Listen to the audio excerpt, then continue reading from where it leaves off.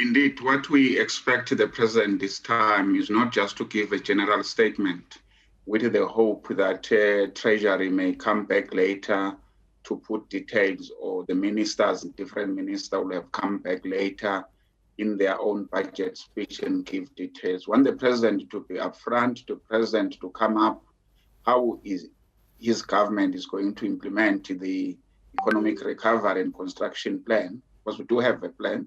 We need to have time frames. We need to know the resources.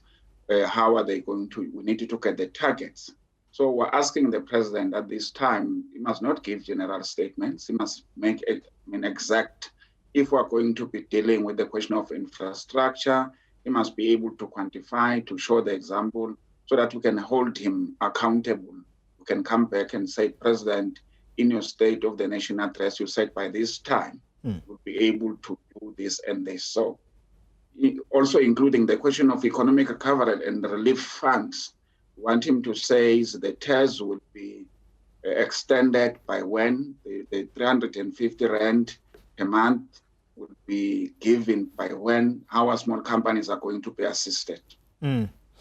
And on the economic reconstruction and recovery plan, under that topic, your statement that is essentially the wish list for the State of the Nation address, you also talk about how government and banks have retreated from their initial relief measures. That, many would argue, is as a result of what we are seeing right now, which is the jobs bloodbath that is taking place. I'm losing you, Koli. All right. Can you hear me, General Secretary? I'm hoping that the line has improved slightly. All right. It looks like the General Secretary has now frozen. We are going to try and reconnect with Mr. Ntshalintshali. Let's take a short breather. When we return, hopefully, Mr. Ntshalintshali will be back. Let me try one more time before I take that break. General Secretary, can you hear me? It looks like there is movement on your side now. Mr. Ntshalintshali, can you hear me? Yes, I can hear you. Okay. All right. Let's proceed then. You are saying in your statement... Yes, I can hear you. I hear you. All right. Let me pick up on the issue of the wish list that you've put forward. You say that government and the banks have retreated from their initial relief measures.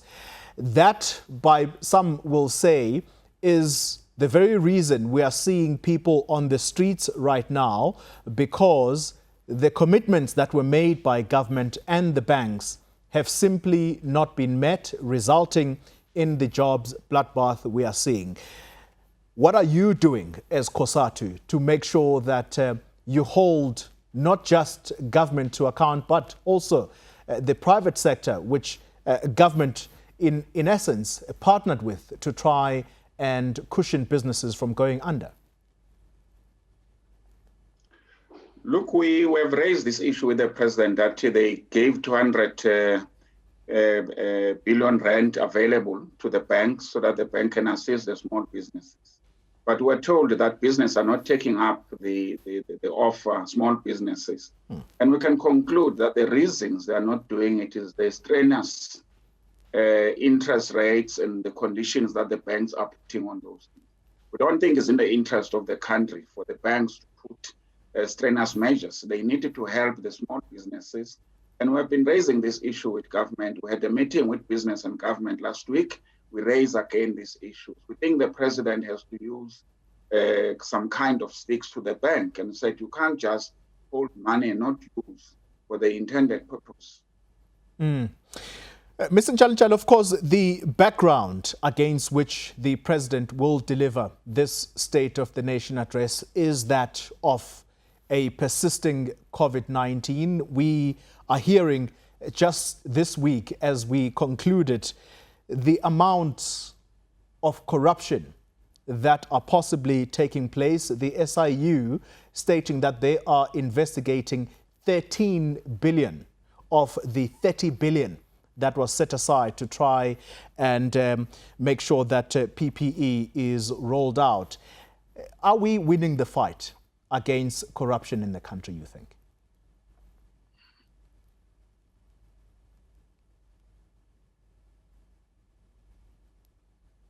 Mr. Ntshalintshali, can you still hear me?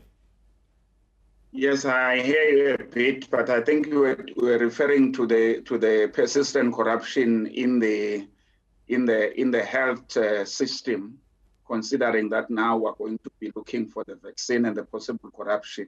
Indeed. We think this time it should be better handled because government is procuring, and we think he should not be allowing any Mickey Mouse to be involved in these things of the vaccine delivery.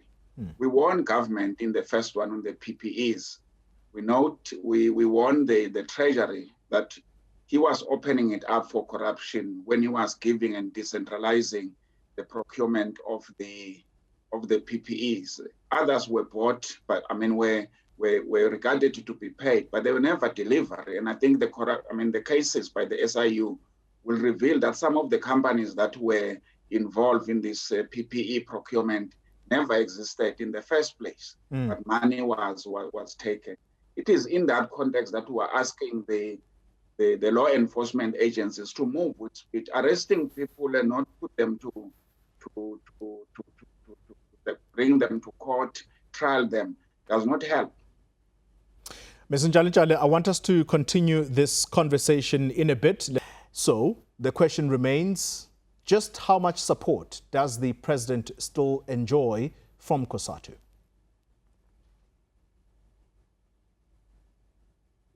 Look, the president enjoys support from Cosatu. Remember, we support him politically, but when it comes to the question of the government austerity measures, we differ with him. We differ with him and his government, for an example of not honoring an agreement that was signed by government, approved by the cabinet. We also raise these issues because they are in the ANC policies. The question of the Freedom Charter, talking about respect of collective bargaining, is part of the government stance in terms of the ILO in relation to the collective bargaining. But the recent decision by government and the president being part of it make us very, very angry, and we raise these issues with him. He undertook that he says this matter will be resolved. We're racing against time. We're so surprised when government go to court and challenge their own decision that people that were negotiating on behalf of government had no mandate. We think it's just an excuse that this government is bowing down to the pressures of the IMF, which we reject, and I think we will continue, will not rest until this matter is solved. Yeah, well, some are going to say, General Secretary, that the president and his government, they are in a tight spot. Public debt, currently, as we understand it, it's at around 87%. The ratings agencies are watching him very closely around the issue of public wage bill that is bloated. People saying that, well, the public servants cannot get any more money than they are already earning.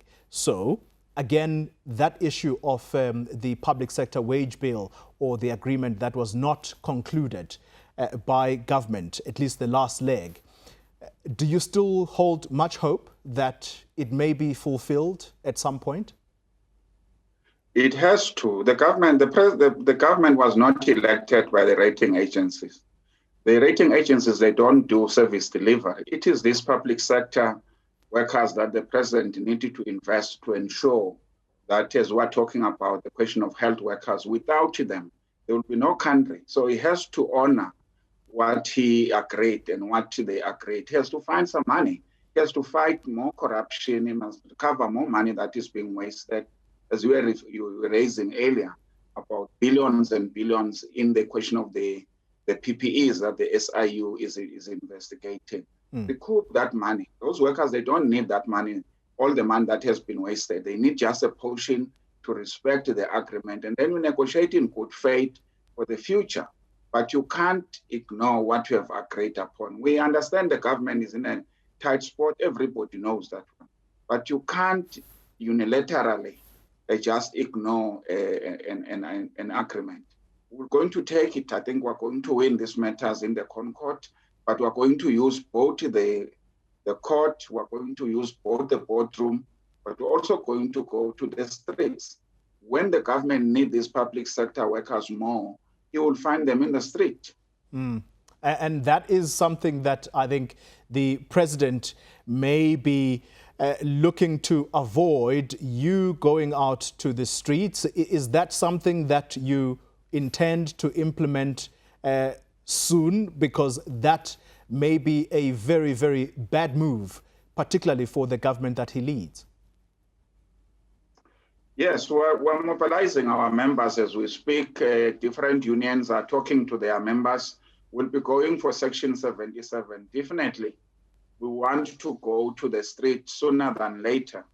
We want to go before April. We should be on the streets, pushing government, not only government, but the whole sectors, including the private sectors, because the attack on collective bargaining has started with the government, but is spreading to all sectors. So this is a fight, not for the public sector alone, but all of us, all workers need to be joining hands to fight this scourge of attack on the collective bargaining. Yeah. Earlier you touched on the vaccine rollout, and that as we speak on issues of corruption, that is the space that has got to be monitored very closely as the rollout of the vaccine is being done to make sure that corruption does not creep in. How much confidence is there that government is watching this one carefully and that there is not going to be the scale of corruption which we have seen as far as PPE? Look, we can only hope, Koli, because some of the people that are involved in this corruption are the people that we have entrusted them with seeing the rollout. I mean, if you look to the PPEs, some of the government officials are the ones that were involved, getting their children, their spouses to be involved in this corruption. Of course, we are hoping that this time they will be tight. We think that the SIU and everyone else should be looking to these issues very, very closely. Not only that, because also this medication needed to be handled with care, because if it's in fact, interfere with, it may not be in the right state of healing people. So beside the question of just corruption and delivering, is a question that we must ensure that is safe. We must ensure that people who are given this task are people that have gone through the scrutiny, they've been checked properly. Final question to you, General Secretary. At a political point of view, we have seen on Friday a meeting between former President Jacob Zuma and the leader of the Economic Freedom Fighters. Today, if you read the weekend newspapers, the suggestions are being made that that meeting was all about trying to upstage and perhaps dislodge the current president of the ANC, Cyril Ramaphosa. How so? Well, by going to the commission, if indeed the former president does accede, he must go there and implicate Cyril Ramaphosa on possible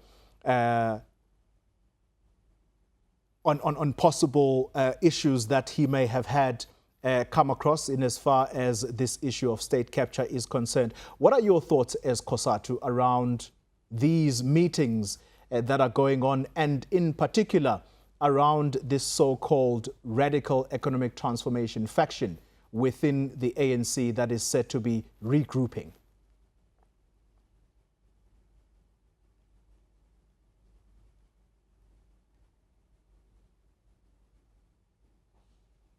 Mr. Ntshalintshali, are you still there? Yes, I'm just missing a bit, but I'm still here. All right. Let me perhaps crystallize the question to you.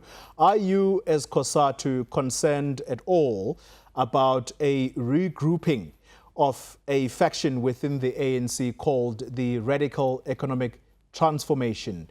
I'm asking this on the back of a meeting between former President Jacob Zuma and the EFF leader Julius Malema. I think the difference, Oli, is that this meeting, the one that you are referring, was made public. But people are meeting every day. People are meeting in corners. They're meeting in hotels. The processes of regrouping never stop. I think it started in Nazareth and is continuing in dealing with those issues. What saves South Africa is that people are wiser now. They're wiser than before. They're not going to be easily fooled by people's behavior. I think the South Africans are wiser now. They know exactly what is happening. And I think it's up to the South African to refuse to be misled by some people whose credentials are questionable. And so your position as Cosatu, therefore, in as far as Zuma going before the Zondo Commission, is that something that you are also advocating, that former President Jacob Zuma must go and put his side of the story to the Commission? Our issue is that no one is above the law. Everyone, if is required to come before the Commission, one must not resist, must go there to put his side of the story on issues that might be alleged against that particular individual. Whether it's President Zuma or whoever, if the Commission require those people to come, I think in our view, you don't need even to be subpoenaed to appear before the Commission. You should voluntarily go to the Commission, ask your question honestly, with your best ability. And if you feel that there are issues that might implicate you, you advise the Commission so. So our issue is that he, together with anybody that got an information, I think that's what the Deputy Chief Justice has been asking. Everyone who got some information to help the Commission, to help South Africa to know what is going on, should appear before it. Bheki Ntshalintshali, leader of Cosatu, thank you very much for your time.